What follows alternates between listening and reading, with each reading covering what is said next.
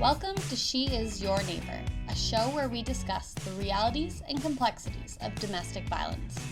This podcast is brought to you by Women's Crisis Services of Waterloo Region, a charitable organization in Ontario, Canada. I'm your host, Jenna Main. Join me as we talk to different people each week to learn how domestic violence impacts people from all walks of life. She is your neighbor, and we all have a role to play in ending domestic violence.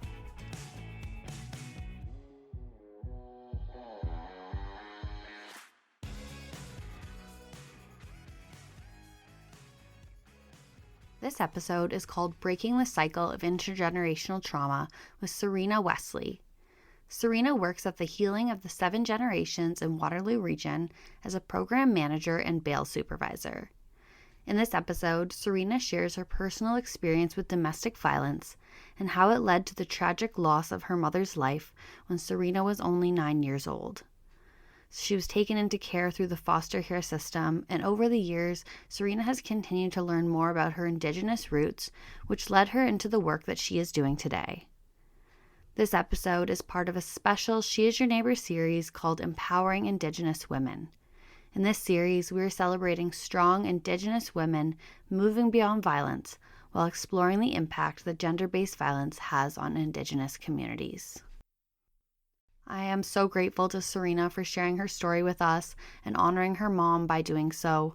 It was, of course, tragic and awful to learn how her mom was killed by her live-in boyfriend, but I think it's also so important that we acknowledge these stories because this is the reality for so many, especially for Indigenous women. We know that so many of them are missing and murdered, and we need to say their names and we need to talk about it to bring these stories into the forefront. Before we get started, I'd like to thank our series sponsor, Shimco. Shimco is a leader in supplying over 300 aerospace companies globally with their shim and small parts for both their initial assembly and their maintenance, repair, overhaul needs. They have been doing so for more than 35 years. Shimco also believes in supporting the communities in which they live and work. You can learn more at www.shimco.com. I'd also like to note that the following episode includes a discussion of gender-based violence and femicide, which may be distressing or traumatic for some listeners. Please take care of yourself and don't hesitate to ask for help if you need it.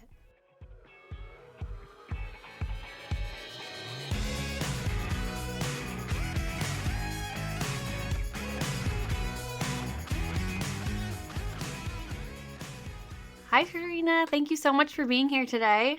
Hi, thank you for having me. Oh, I'm so excited to speak with you today. We've been really looking forward to this conversation. So, yeah, I'm just grateful you can be here and we can get chatting. Perfect. So, can you start by just sharing a little bit about yourself for those who are listening? So my name's Serena. I am Ojibwe from the Saugeen First Nation. I'm part of the Bear Clan. My Indigenous name is Gijip Nongo, which is Little Morning Star. And I work at Healing of the Seven Generations. I'm the program manager / bail supervision in the Desjardins program here. Awesome. Thank you for that. I'm also wondering if you could share a little bit more about some of the work that Healing of the Seven Generations does here in our community. So we have, there's no way I'm going to have enough time to talk about everything that we do. Like we have probably close to 20 different programs that we run out of our organization. We're a non-for-profit organization. So everything we do is, we have to get grants and stuff like that for. So we have a youth program where we have a camp in the summertime. We have the backpack program through that. In the summertime, we have a canoe day with the justice system where we try to rebuild those bridges between the justice system and the youth so the youth don't always look at the justice system in a negative way. So we invite justices, lawyers, correctional officers, police officers, and they're in plain clothes and they'll go out in a canoe with the youth. We pair them out and it's a full day. It's a really good day. We have our youth conference that we do as well too, which is usually a 2-day, and we have a bunch of programs that we run through that and speakers and stuff like that, and that's free to all youth to attend. We have our women's circle, and I advocate for that hugely. You don't have to be Indigenous to attend. It's every Wednesday night, and it's just a good place for women to come together and, talk about what's going on in their lives, what's bothering them, and it kind of gives them a little bit to, peace to their soul, to see that there are other women kind of going through the same thing they're going through. So it really does help them. Every Wednesday we have our community lunch, so everybody from the community is welcome to come to the building and enjoy lunch that staff or a community member has made. We have traditional counseling through Donna Dubé, and we also partner with Louise Burns. She's a psychotherapist. We work with a lot of people in the community to try to get them into healing lodges when they're struggling. The healing lodges, they cover trauma, they cover addictions, they cover, we have a couple of places that will take families in and work with them to try to rebuild those relationships.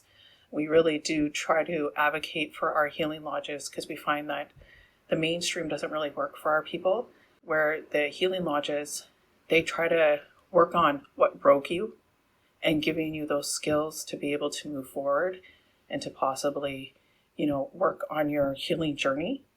Usually we look at it like it takes probably about 7 healing lodges before you can even really start healing, because it just takes time, right? So 4 weeks isn't going to fix what broke you, but it's a start. As opposed to putting a Band-Aid on it, it's trying to fix it. So, and Skyla and I, we run the court support program, and that's something we work with our people for. And we also go to court. We're both GLADU certified.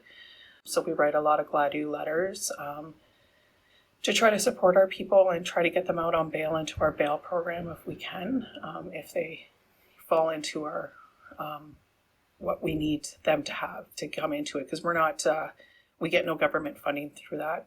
So we just run that through the Desert program. We work alongside Family and Children's Services. So we get called out if there is a file that's supposed to be opened and they're Indigenous. We're called out to try to build a family plan as opposed to going to the route of apprehension. We don't want our children to be in the system if we can avoid it. So we look at the best way, the safest way to make sure children are, in a safe place. And that may still be with their parents, but giving the parents the skills and the resources to be able to, fix what's going on in the family at that time. So there's a lot more, but I can't think of everything at the top of my head. No, that's amazing. Thank you so much. That was a great overview.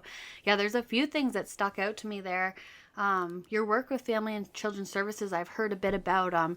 We had Stephanie on a previous episode of the podcast, and she talked a lot about the work she was doing, or she had done there, and then now as part of the board was doing. So that was really cool to learn about, and I think really important work. So I'm so glad to hear about your partnership with FNCS and how that works. The other thing I wanted to comment on was your healing lodges. That's so interesting to me, and that's something I've been really learning through this series is a lot of the time Indigenous people, it's really important for them to have their culture surrounding them when they're healing, and that really needs to be a part of their healing journey. So when you said that mainstream approaches don't always work, that kind of clicked with me that's, what everybody I've been speaking to has said to be true. I was wondering if you're able to elaborate a little more on the healing lodges, like if that is a little more you can share about. Yeah, so, the closest healing lodge we have to us is the one in Brantford. Unfortunately, every healing lodge has a huge waiting list.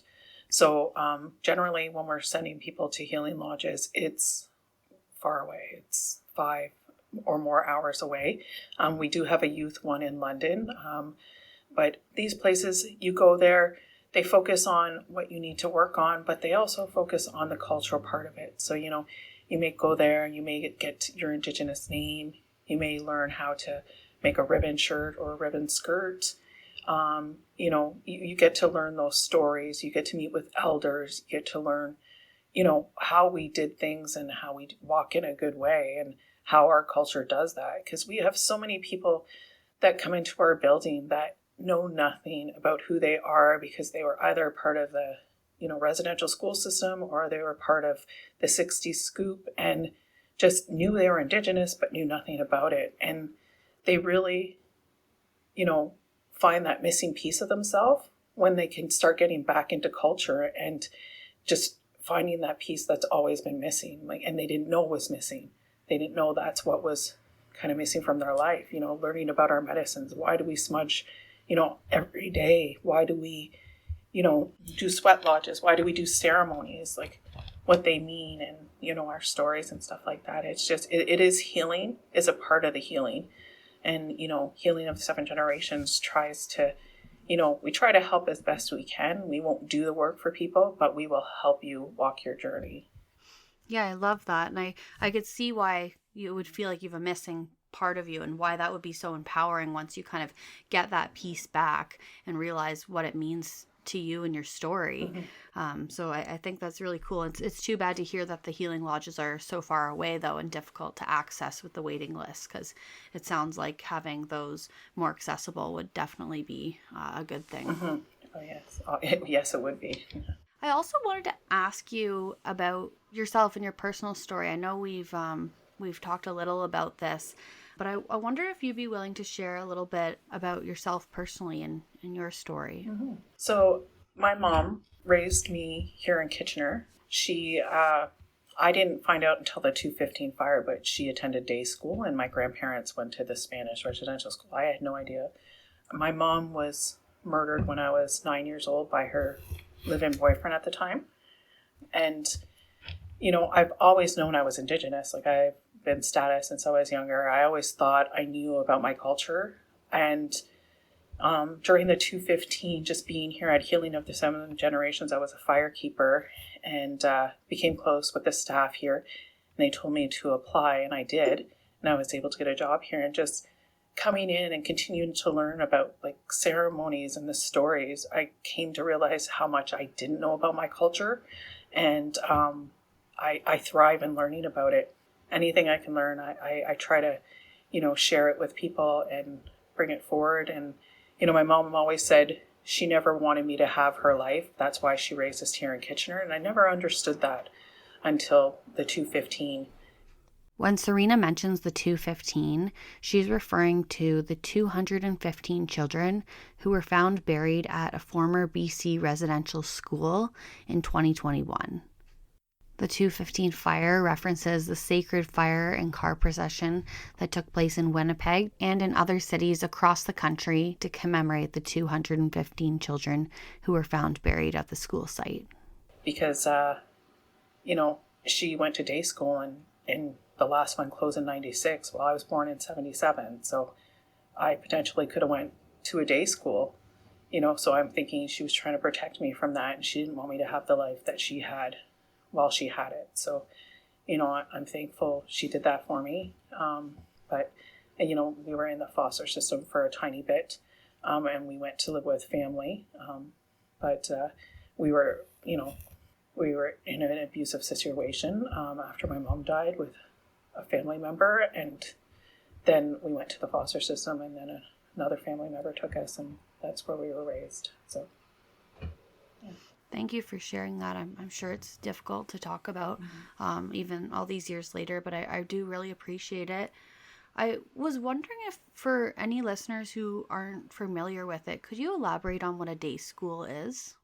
So they had the residential schools, and it was a kind of a play off of the residential school. So these ones weren't where you had to go and stay there. So they sent the children there. They were still run by the churches and stuff like that. But you only had to go, they were closer to the reservations, and you went there for the day, and then you came home. But they were still treated the same they were in the residential school systems. A lot of things happened, Yeah, terrible things. And with your mom, I'm so sorry to learn about what happened to your mom. So obviously it was an act of femicide, and it was an act of gender-based violence, as I understand it too. Is that right? Yeah, my mom did the best. She had me when she was young. She was 17 when she had me, and she did her best. And my grandmother helped raise me. I was a grandma's girl, I remember, like, my brother's dad. We have different fathers. their relationship was abusive as well too, both ways. You know, I mean, I have so many stories. We don't have enough time, but I could tell you so many stories that you'd be like, oh my God, you know. And then she, you know, got into the relationship with this gentleman, and there was abuse there as well too. It was hidden more than it was with my brother's dad. But it's, you know, it's a cycle. That's all she knew. Her father was abusive, and very abusive, and he passed away around the time I was born, so I never really knew my grandfather. At this point in the episode, we'd like to take a pause and read a letter to you that Serena provided in advance of recording the episode, which describes in detail a bit more about her mom's story. In March of 1987, a 26-year-old Ojibwe mother of two was in her apartment with her kids, her live-in boyfriend, his uncle, and their niece. She was having some drinks with her live-in boyfriend and his uncle. This night was very different from other nights. It would change the lives of everyone there. You see, this young Ojibwe mother was a day school survivor, and she had some generational traumas. She also had a rough upbringing. Both her parents had attended Spanish residential school. She wasn't perfect, but she loved her kids, and she tried her best to give them a good life. She had decided that she would raise her children in Kitchener. She would say, "I don't want my daughter to have my life." I only realized in my 40s what she was talking about and how she wanted her children to break the cycle. She had her oldest child at the age of 17 and her youngest at 21. If she had raised them on the reservation, there was a good chance they would have also attended day school. She came from a big family, and she was close with all her aunts, uncles, and cousins. She was loved and gave lots of love. Back to the night in March of 1987. The three of them were drinking and an argument broke out. The kids were trying to sleep, but that was hard with the yelling. They lived in a 3-story apartment building, and her mother lived in the apartment on the main floor. She lived on the 2nd floor, and her brother had an apartment across the courtyard from their apartment building. The young mother called her brother to come and help her. She told her brother that her live-in boyfriend had hit her. The young daughter heard the live-in boyfriend grab a knife and say, "Go ahead and call your brother again. I will take care of him."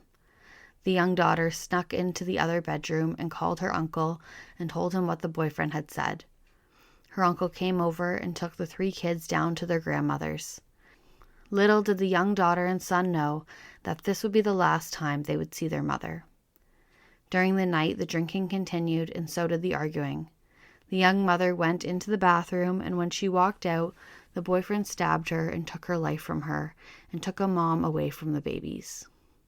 He and his uncle took off, the young mother alone. The next morning, there was a knock on the grandmother's door and a scream and a cry that the young daughter will never forget that came from her grandmother. Someone came and took the niece home. The young daughter and son were taken to their great aunts for safety until the boyfriend was found. The grandmother told police that the boyfriend had called down around 2 a.m. and asked to send the kids back up. She said they are sleeping and could they go up in the morning. Police informed the grandmother that he had called after he had stolen the life from her daughter. Not sure as to his intentions, they moved the kids to a safe place. The boyfriend turned himself in 3 days later. Fast forward to 14 years later, and this boyfriend is out on bail. The young daughter goes to the parole board hearings to give her mother a voice, but he got to walk free. He is once again in jail for the attempted murder of a brother and sister in BC and was part of a manhunt. The young daughter always knew that there was no rehabilitation for the boyfriend, and she told the parole board that. You may be wondering why I'm sharing this story. Today I did the walk for Red Dress Day, and I walked for my mother, Roberta Schaaf Wesley. I will not give his name because he doesn't deserve any recognition. I tried for an hour to find an article on my mom, and it isn't found anywhere, but you can find a whole lot on the boyfriend. The story from BC mentioned his past of killing 3 people in a joyride, running from the police. He escaped prison and was involved in the kidnapping and sexual assault of another female, which they said he received a life sentence for. No, he received a life sentence for the manslaughter of my mother and was out on parole when he stole the life of my mother. There is no mention of his manslaughter charge of my mother. It is like she never existed in the eyes of the news. She does, and I will be her voice and will never forget. But, I've heard stories, and, it's just, that's what they knew. That's what they were taught. That's, in the schools, they weren't taught how to live. And like in schools now, they don't teach you anything. They taught you hate. They taught you abuse. They taught you not to be, that's something you just learn behavior. And it was a cycle, and she stayed in that cycle. And unfortunately, it cost her life. So. Yeah, it's terrible. Thank you for explaining that. And I'm imagining it really had an impact on your life and the work that you've chose to go into in the field. Is there anything about that you are open to sharing? When I was little, I always said I wanted to be Wonder Woman. And I did go to school for policing. I found myself in like security mostly after college. And I ended up here doing the job I do, and we are trying to help my people. And I feel like that's probably where Creator wanted me to be. This is a job. I want to help people, and I get to do that, but I also get to try to do that for our people as well too. So, and I have that understanding of where they're coming from. Not all of our stories are the same, but they're very similar. So, I just want to help people, and that's, what I do. So. Oh, yeah. And I think it's such important work. And I think working with someone who's been through something similar to you, it's just, there's something different about it, right? Mm-hmm. When that you feel that the person you're working with understands your story and understands where you're coming from. I know it's just a different kind of connection. So I'm sure you provide that to so many people you support. So that's wonderful. I also want to talk a little bit about the intergenerational effects of the residential school system. Mm-hmm. So obviously this impacted your family. This has impacted so many families, and it's not right. But what I've been learning is that the use of traditional ceremonies and cultural teachings is really helps in terms of the healing. Is this something you found in your own life personally too? I actually do. I was raised in the Catholic Church. That's how our people were taught. Like that's, you have to do the Bible and stuff like that. But, over the last few years, and I don't begrudge anybody their culture. You believe what you believe in, and if that gives you strength, you should believe in that. But I've come to more to, turn to our culture and our ceremonies when I need healing, and I'm still, like I said, I still learn like every day. There are new things to learn, but I turn to my medicines when I need it. I turn to, our stories. I turn to just our sacred fire. You put your worries and thoughts in there, and the smoke takes it up to Creator, and you ask, you ask for whatever it is you need help with at that time. And I found it's really helped me. And, like I said, I don't begrudge anybody. If church works for you, then that works for you. If, whatever you believe in, I know that's everybody's journey. So I have family members that still go to the church and stuff like that and believe in that. And I'm happy that they believe in that. But for me, I find our way a lot more healing. Like I turn to the earth, I turn to the water, I turn to our stories, and it does help me. Yeah, that's so good to hear. I was raised in the Catholic Church as well, and it's not something I follow anymore. But again, I think to each their own, whatever works for somebody. But I do find it interesting, along our lives and our journeys, how when we learn about different parts of the world and what's out there, we find different things that we gravitate to. Mm-hmm. And I think that's really cool when we do have the opportunity to do that, because we know not everybody has, especially when we think about the residential school system. And what that was like. Not everyone has the opportunity that we have to be able to explore and to look into different cultures and different religions and different ways of doing things. So yeah, that kind of speaks to me a bit too, what you're saying there. Mm-hmm. I'm sorry, I didn't put this in the questions ahead of time. But I do have one more question that kind of on this topic. I've been learning more about how a lot of Indigenous communities, it's a matriarchal society, which is really different, I think, every day about the patriarchy and how we live in it and how we need to combat it, So I'm just wondering your thoughts on that type of matriarchal society, and do you kind of see differences in the Indigenous way of being and doing things because of that, as opposed to, more mainstream ways?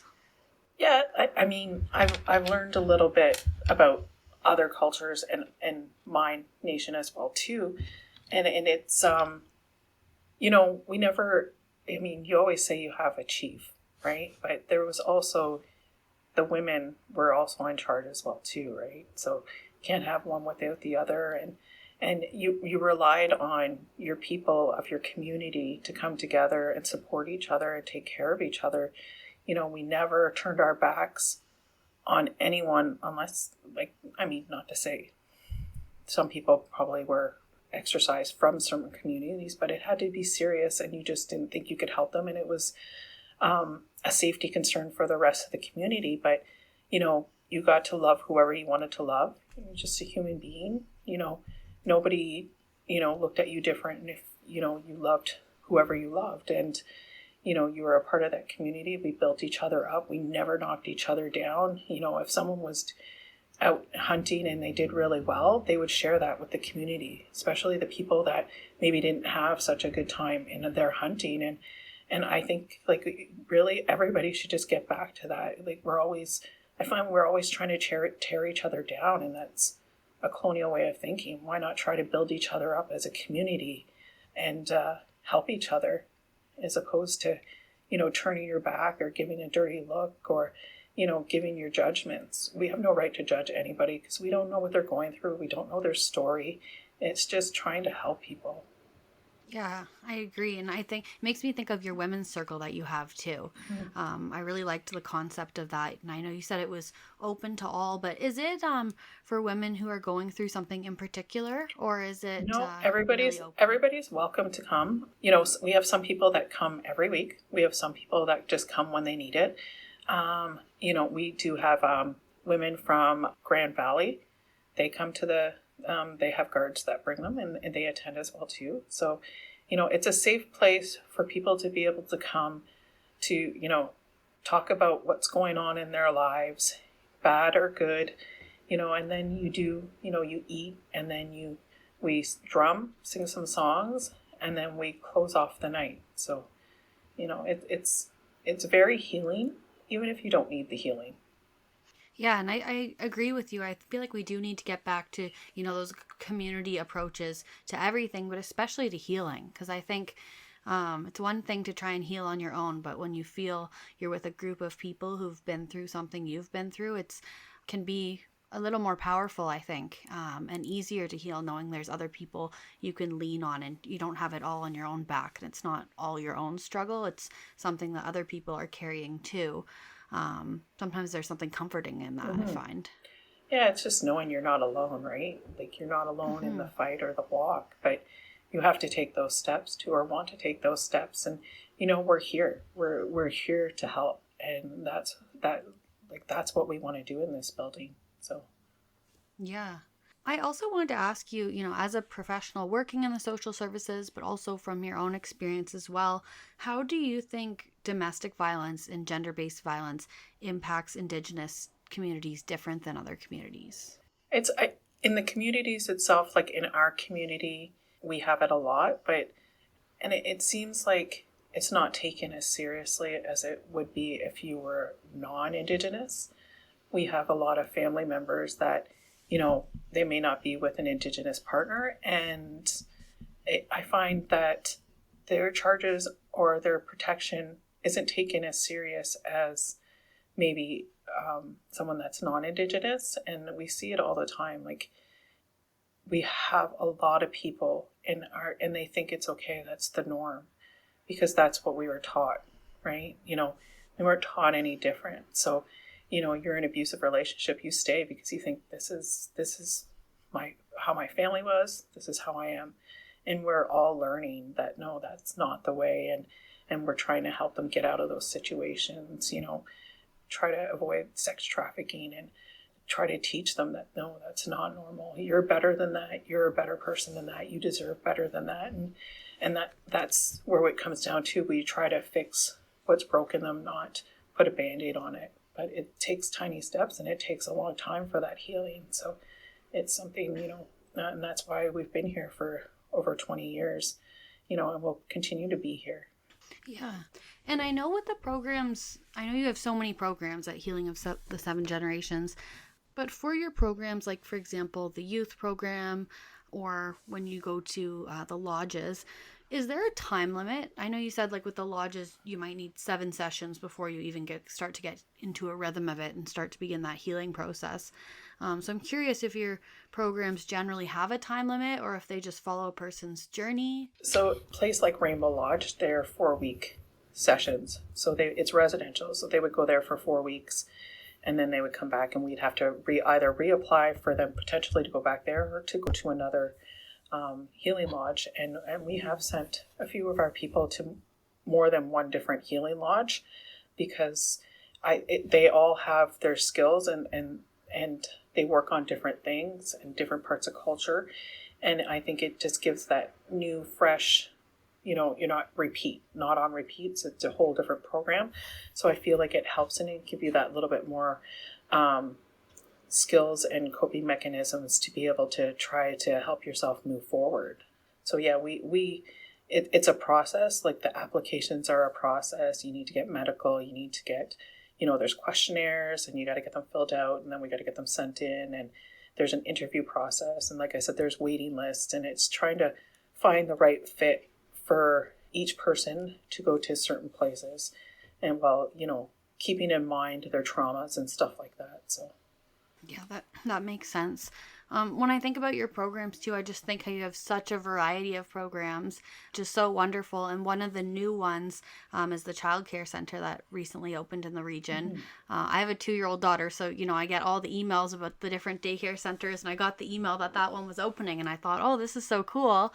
This because it's the first Indigenous childcare center in the region, to my understanding. Yes. I wondered if you could share a bit more about that. I would like to take credit, but there's no credit to come my way in regards to the daycare. But I'm very proud of the employees that have had a part in getting that together and getting that, opened, and, to have a place where we start our children from babies in their culture. It's to try to break that generational trauma where they learn from an early age and they know about our medicines, they know about our stories, and they know about why we do certain things. They know the songs to the drum, and just learning that gives them a little bit more skill to make sure that they don't follow and they break that cycle. Yeah, that makes a lot of sense. And I imagine it must be pretty cool for parents as well, knowing you can send your kids to daycare from such an early age and they're already going to be learning about their culture and their background. It's not all on the parents to do all that teaching. So I imagine that would be really a cool part of it too. Yeah, and I mean, it's a good opportunity too even for the parents that haven't had the culture to be able to maybe learn from their children as well too. Like, look what I learned today. This is a medicine pouch. This is why we wear it. This is what we put in it. This is what we use it for. This is why we smudge. Like, we should smudge our house every day. It's seeing the light in the kids while they learn this stuff, and even being able to teach that even to their parents that maybe don't even know, is tremendous for our community, because, we're starting early to try to prevent what we have to deal with every day, and try to make sure they don't fall in those same footsteps, and try to break that cycle of the traumas of the residential schools and the 60s scoop. So, it's so much credit to the employees that had a big part in that. So it's a very proud moment, and, hopefully that opens the door for, maybe a school or maybe another daycare. But yeah, fingers crossed, that's something we can do. Yeah, it's so cool. I love even the thought of that, of the kids teaching the parents, like how amazing and healing it could be for a whole family. Something you might not even think you get out of something as to someone it might seem as simple as a daycare, but it could really bring so much change into a family's life. So I think it's really cool. And I think when we think about schools and how we're supporting our community through different resources like this, we got to think about things like that and think about culture and all the people we have who live here and who would benefit from what. Mm-hmm. So I do think it's a really cool endeavor too, and I'm glad you have been able to take it on. Mm-hmm. I also wanted to ask you, so part of She Is Your Neighbor is all about encouraging the community to be good neighbors, especially to women and children experiencing domestic violence. In this case, I'd like to ask about Indigenous women and families experiencing domestic violence. I'm wondering if you have any tips that you'd like to share, how you think we can be better neighbors. It's talking about it and getting it out there and getting stories out there and knowing you're not alone. Like, you got to be able to support each other. And, if someone comes to you with something, take it serious. Give them resources. Send them here. Send them to, Sask. Send them to, any place that's going to be able to help them to try to get out of the situation they're in. We have to get out of the time where we're told to keep quiet about things. And the more we talk about it, the more the information gets out there, the more we can be able to provide more resources and be able to help men and women and two-spirit people that are in these situations to help them become safe, to learn and to know that they're worth not having that kind of life. Awesome. Thank you so much. And thank you for being here today. Is there anything else you wanted to add, Serena, before we go today? Not that I can think of. Awesome. Thank you so much for being here. Thank you. That wraps up this week's show, but the conversation is far from over. We want to hear what you think. Use the hashtag #SheIsYourNeighbor on Instagram, TikTok, Facebook, or X and join in the conversation. I'm your host, Jenna Main. This podcast is produced by Lily Proksch, edited by Amy Bishop England, and brought to you by Women's Crisis Services of Waterloo Region. We all have a role to play in ending domestic violence.